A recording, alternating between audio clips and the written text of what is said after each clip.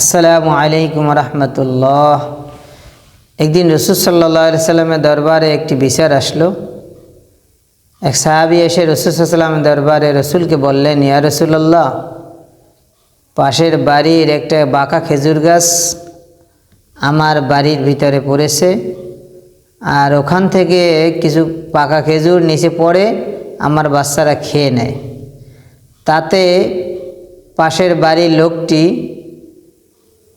আমার বাচ্চাদের কাছ থেকে খেজুরগুলো কেড়ে নেয় এবং না এমনকি মুখ থেকে কেড়ে নেওয়ার পর্যন্ত চেষ্টা করে। ইয়া রাসূলুল্লাহ, আপনি ওই খেজুর গাছটি ওই লোকটাকে বলেন খেজুর গাছটি যেন আমার কাছে বিক্রি করে দেয়। ওই লোকটি ছিল সাধারণত মুসলমান বেশধারী মুনাফিক। রসুল সাল্লাল্লাহু আলাইহি সাল্লাম লোকে ডাকলেন এবং বললেন যে তুমি ওই খেজুর গাছটি আমাকে দিয়ে দাও, আর এর বিনিময়ে তুমি জান্নাতে একটি খেজুর গাছ পাবে। ওই মুসলমান বেশধারী মুনাফিক তিনি বললেন, ইয়া রাসূলুল্লাহ, ওই গাছটি আমি বিক্রি করব না। ওই গাছটি খেজুরগুলো খুব সুস্বাদু এবং গাছটা আমার কাছে খুব পছন্দনীয়, তাই আমি গাছটা বিক্রি করব না। রসুলের পাশেই দাঁড়ানো ছিল আবু দারদা রাদিয়াল্লাহু তাআলা আনহু। তিনি বললেন, ইয়া রাসূলুল্লাহ, ওই গাছটা যদি আমি ক্রয় করে তাহলে কি আমাকেও একটি জান্নাতে একটি খেজুর গাছ দেওয়া হবে? রাসূল সাল্লাম বললেন, অবশ্যই, যদি গাছটা ক্রয় করে গাছটা ওকে দিয়ে দেওয়া হয় তো তোমার জন্য আর জান্নাতের মধ্যে একটা খেজুর গাছ আল্লাহ দিবেন।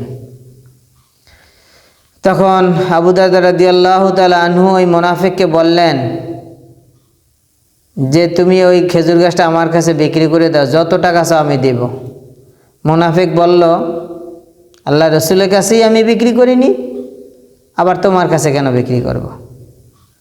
আবু দারদা রাদিয়াল্লাহু তাআলা আনহু বললেন, দেখো তোমার ওই বাঁকা খেজুর গাছ, ওই খেজুর গাছে একটা খেজুর গাছের বিনিময়ে আমার 600 খেজুর গাছের একটি বাগান রয়েছে।